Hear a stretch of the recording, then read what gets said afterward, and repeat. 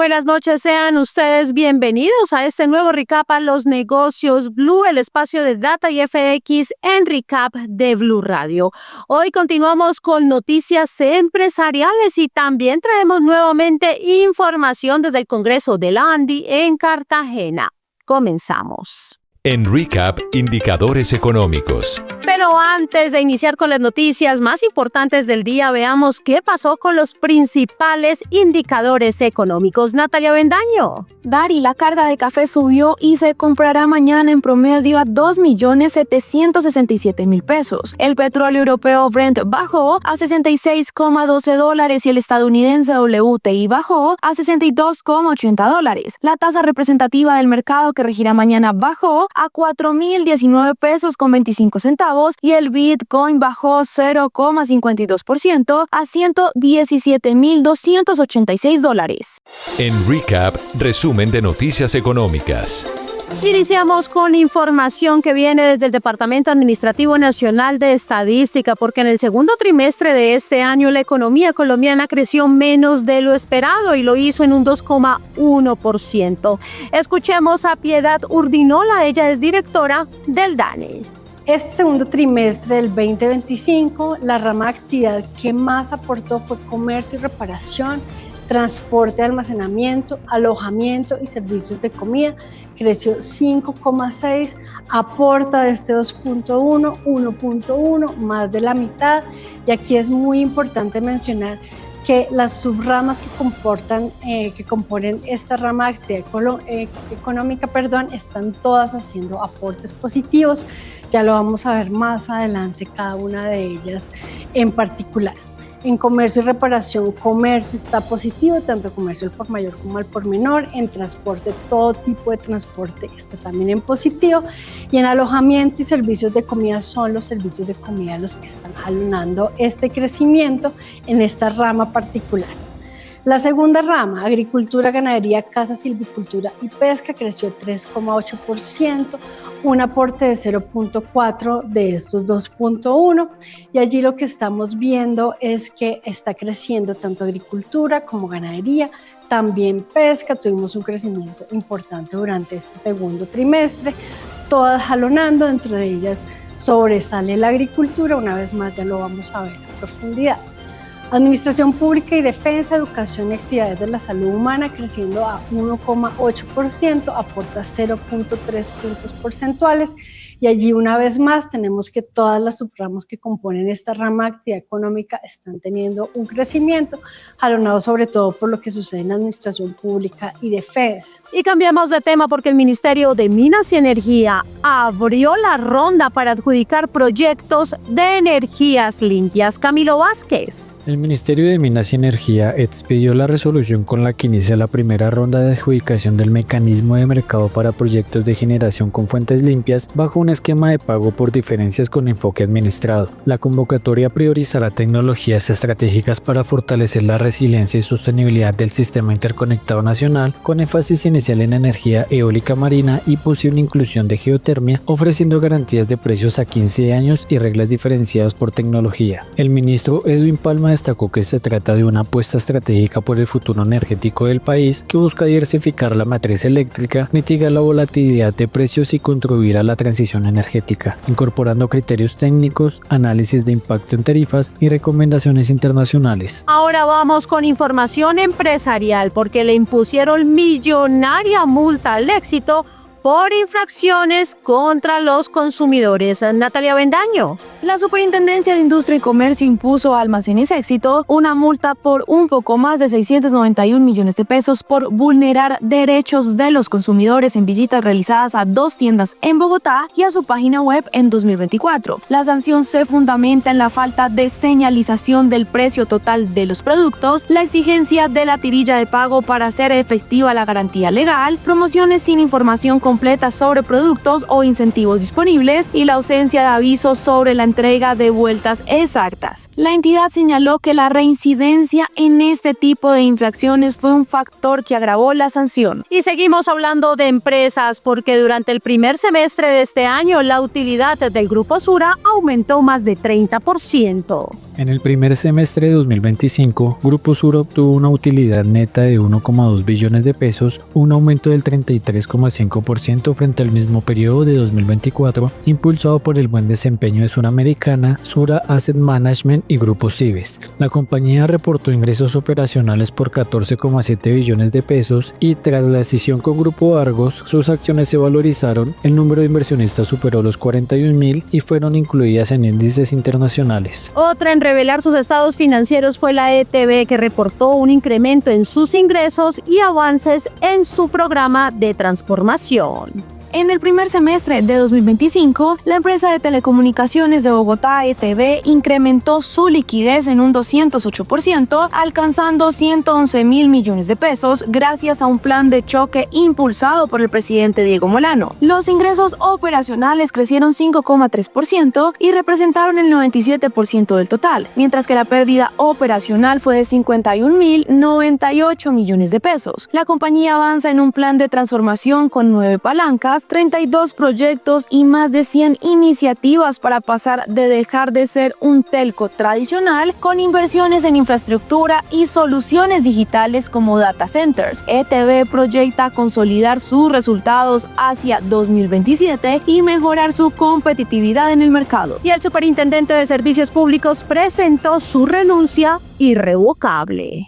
El superintendente de Servicios Públicos Domiciliarios, Janot Márquez, presentó su renuncia irrevocable al presidente Gustavo Petro, agradeciendo la oportunidad de servir y destacando los avances logrados en modernización tecnológica, atención a usuarios y fortalecimiento del control en el sector. En su carta, reconoció las dificultades heredadas por la entidad, mencionó mejoras en el Sistema Único de Información, la implementación de nuevos aplicativos, proyectos en empresas intervenidas y una solución integral para aire, expresando su deseo de que el gobierno continúe obteniendo resultados en favor de comunidades históricamente marginadas.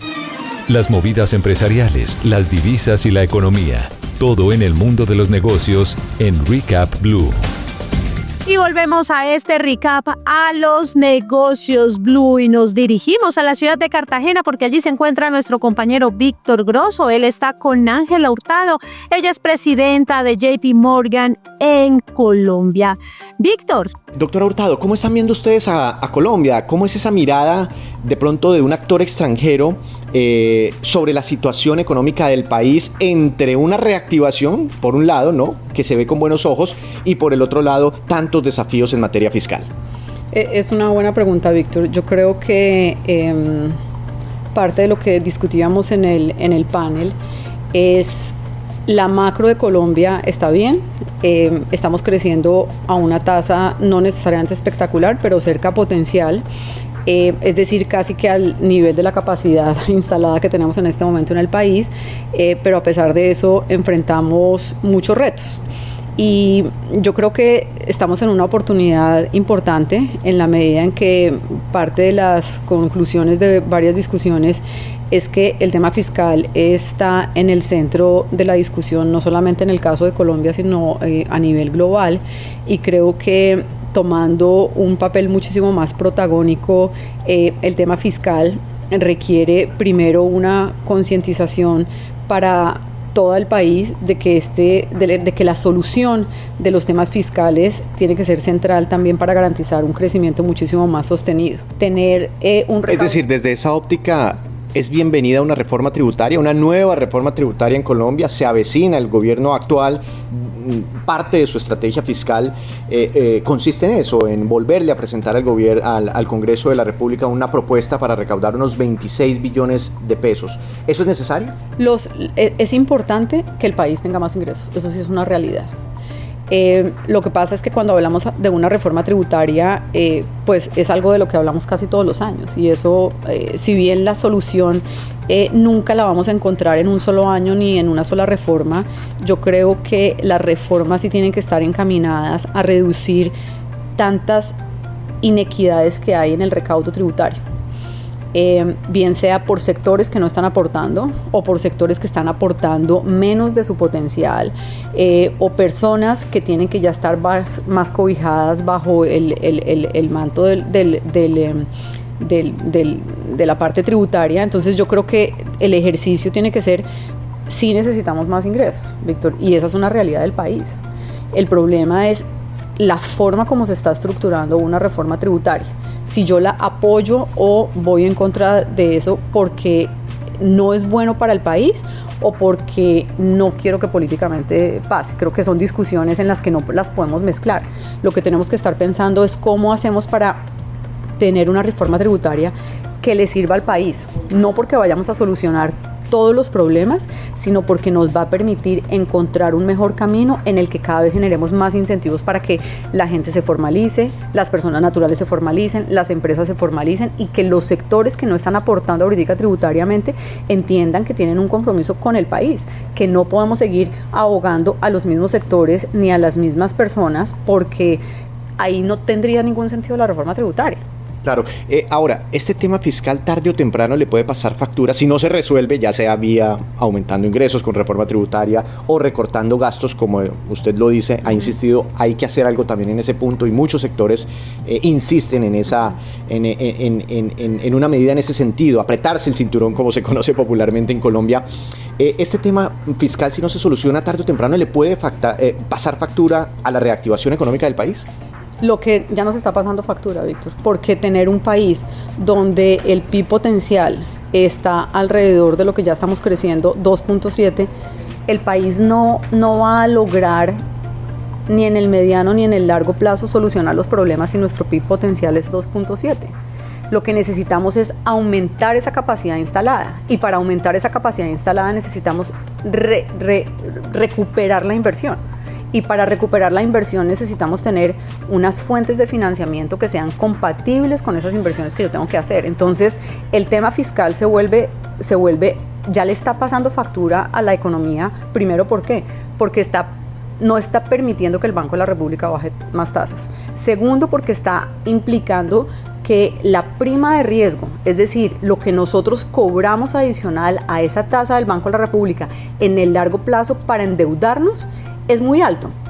Y eso en el caso de la nación. Si a eso le sumamos lo que tiene que asumir el sector privado para financiarse sobre el costo de la nación, son unas tasas que son extremadamente altas para el sector privado. Entonces estamos limitando la capacidad del sector privado de poderse financiar a unas tasas que le permitan a sus proyectos crecer. Entonces el tema de atraer la inversión no solamente está vinculado al tema de la confianza, sino a que los proyectos sean sostenibles, y para que esos proyectos sean rentables o sostenibles necesitamos unas tasas de interés más bajas que dependen, de nuevo, de una situación fiscal muchísimo más equilibrada. Pero ahí entramos como en cosas que la gente de pronto, unos indicadores positivos que la gente interpreta como, hombre, no es que estamos en el peor de los mundos, crisis fiscal, que se levantó la regla fiscal, que se suspendió, que de hecho hay muchos pronunciamientos de JP Morgan a veces diciendo, pilas, tengan cuidado con hacer ciertas inversiones en Colombia, pero de otro lado uno ve, por ejemplo, el dólar cayendo, en los últimos meses estabilizado, digamos, alrededor de los 4.000 pesos, y la Bolsa de Valores de Colombia, dentro de las más rentables en este 2025, cuando la comparamos con otras bolsas del mundo. ¿Sí está llegando inversión, o por qué esos indicadores muestran como un ambiente diferente a los discursos que escucha uno de muchas personas muy pesimistas? Yo diría, Víctor, que cuando, digamos, en general los activos financieros reflejan dos cosas. Uno, los temas fundamentales, y dos, temas un poco más técnicos o yo diría exógenos, que no necesariamente, digamos, corresponden a la economía o al comportamiento de la economía o del activo en particular. En el caso del dólar, yo creo que hay unos elementos que están muy vinculados con lo que está pasando con el dólar a nivel global. Todos hemos visto que el dólar frente al euro se ha debilitado, el dólar contra otras monedas del mundo desarrollado también se ha debilitado, y eso ha generado una tendencia global de debilitamiento del dólar que ha ayudado en general a que las monedas de mercados emergentes tengan un comportamiento muchísimo menos negativo. Ahora, en el caso puntual de Colombia hay unos elementos que son muy importantes que explican, por una parte, el comportamiento. Entonces, donde uno siente que hay una disyuntiva, donde la gente siente que hay un mayor riesgo, pero que no necesariamente está reflejado en el precio del dólar. ¿Eso por qué pasa? Porque la diferencia entre la tasa de interés del Banco de la República y la Reserva Federal de Estados Unidos es muy amplia. Eso quiere decir que hay incentivos para que con ese diferencial los capitales vengan a Colombia.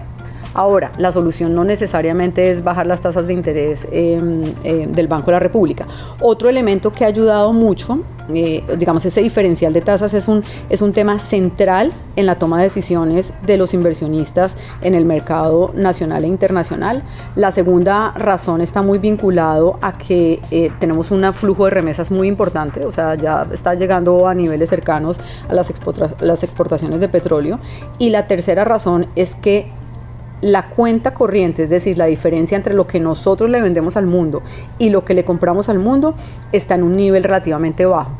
¿Y eso por qué está pasando? Porque en la medida en que la inversión está deprimida, no necesariamente estamos comprando maquinaria y equipo, no necesariamente estamos importando. Entonces, tener una cuenta corriente en estos niveles es en general lo que está haciendo es que está generando menos demanda de los importadores colombianos por esas materias, por esos activos en el exterior. Entonces, lo importante es que necesitamos tener una balanza de pagos o una balanza cambiaria donde no solamente nosotros estemos mejorando porque las importaciones están bajando porque no hay inversión, sino que esté bajando porque le estamos vendiendo más al exterior. Y ese es el reto que estamos teniendo porque no necesariamente le estamos vendiendo más al exterior. Doctora Hurtado, muchas gracias por estos minutos y bueno, seguiremos pendientes de qué ocurre cuando se presente la reforma tributaria, las estrategias en materia fiscal y bueno, también el ambiente político que se avecina en Colombia. Le agradecemos por estos minutos. Gracias, Víctor. Hasta aquí este segundo recap a los negocios Blue. Ustedes continúen con toda la programación y nos vemos la próxima semana con más noticias económicas. Feliz noche para todos.